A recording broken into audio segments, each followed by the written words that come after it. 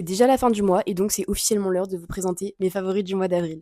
Pour commencer, on va parler nourriture parce que c'est un sujet très très important chez moi et j'aimerais commencer par parler du nouveau parfum de glace de chez Amorino, une glace à la fleur de lait avec un nappage à la pistache et vraiment c'était excellent. J'aimerais vous parler des chocolats de chez Joséphine Vanier qui est donc une chocolaterie d'art et je trouve que ça porte très bien son nom. Elle te fait des sculptures en chocolat. Vraiment, on passe d'une paire d'escarpins à un exemplaire du code civil et même à un bol de ramen et tout fait en chocolat. Cette année pour Pâques, j'ai décidé de me laisser tenter et d'offrir ça à ma famille.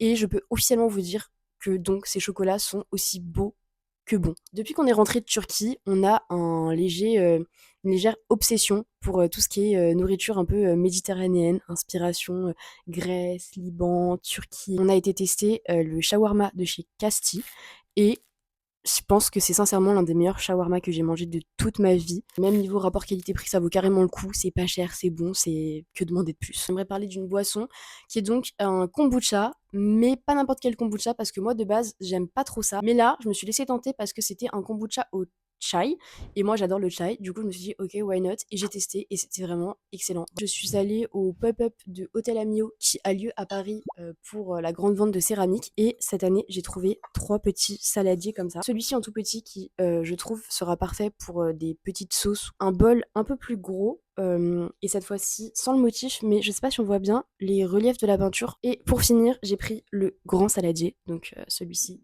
qui est parfait. Dans ma tête, j'étais vraiment en mode je n'ai pas de vaisselle pour recevoir des copains et faire un apéro. Et bien maintenant, je n'ai plus aucune excuse. J'ai récemment terminé ma CC crème de chez Herborian. Je suis passée à la CC crème plus soin perfecteur de teint de chez Ambriolis.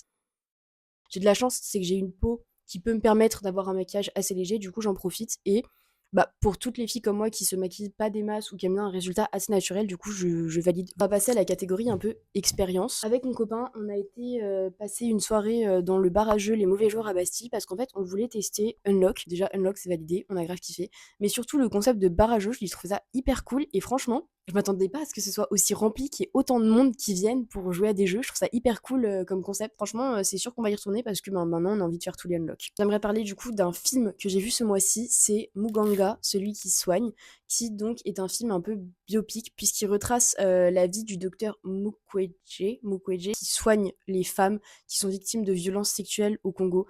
Et c'est un film vraiment poignant, bouleversant. Il y a certaines scènes qui sont très très dures à regarder. Je trouve que c'est un film qui est essentiel parce qu'il nous montre aussi une réalité du monde, de ce qui se passe à des kilomètres de nous. Et pour finir, je vais parler de l'exposition Global Warning de Martin Parr au Jeu de Paume.